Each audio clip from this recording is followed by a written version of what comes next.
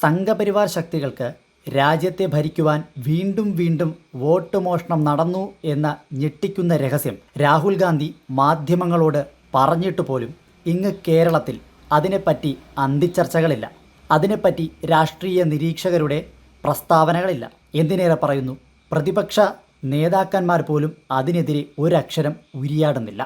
പക്ഷേ രാജ്യത്തിൻ്റെ ഭരണം വീണ്ടും തങ്ങളുടെ കയ്യിൽ സേഫായിരിക്കുവാൻ വേണ്ടി വിശ്വഗുരുവും കൂട്ടരും കൂടി ഇത്രയുമധികം വോട്ട് മോഷണം നടത്തിയതിനെപ്പറ്റി ചർച്ചയേയില്ല. ഇലക്ട്രൽ ബോണ്ട് വാങ്ങി വിഴുങ്ങിക്കൊണ്ടുള്ള മാധ്യമങ്ങളുടെ സേവനം എന്തായാലും കൊള്ളാം. മുഖ്യമന്ത്രി പിണറായി വിജയനെതിരെ വ്യാജ വാർത്ത കൊടുക്കുവാനും മുഖ്യമന്ത്രി പിണറായി വിജയനെയും പിണറായി സർക്കാരിൻ്റെ വികസന പ്രവർത്തനങ്ങളെയും ഡീഗ്രേഡ് ചെയ്യുവാനും ഈ മാധ്യമങ്ങൾക്കൊക്കെ 100 നാവാണ്.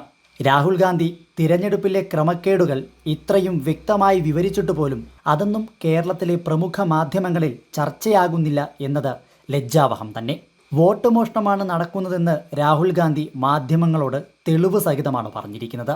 തിരഞ്ഞെടുപ്പ് പ്രക്രിയയിൽ സുതാര്യത വേണം. മഹാരാഷ്ട്രയിൽ 5 വർഷത്തിൽ ചേർത്തതിലും കൂടുതൽ 5 ദിവസം കൊണ്ട് കള്ള വോട്ടിനു വേണ്ടി ചേർത്തിരിക്കുന്നു. മഹാരാഷ്ട്രയിലെ പോളിംഗ് ശതമാനത്തിലും ദുരൂഹതയുണ്ടെന്ന് രാഹുൽ ഗാന്ധി തുറന്നടിക്കുമ്പോൾ എന്തുകൊണ്ട് BJPയുടെ വോട്ട് മോഷണത്തെ മോഷണമാണെന്ന് പറയുവാൻ കേരളത്തിലെ മാധ്യമങ്ങൾ മടിക്കുന്നു?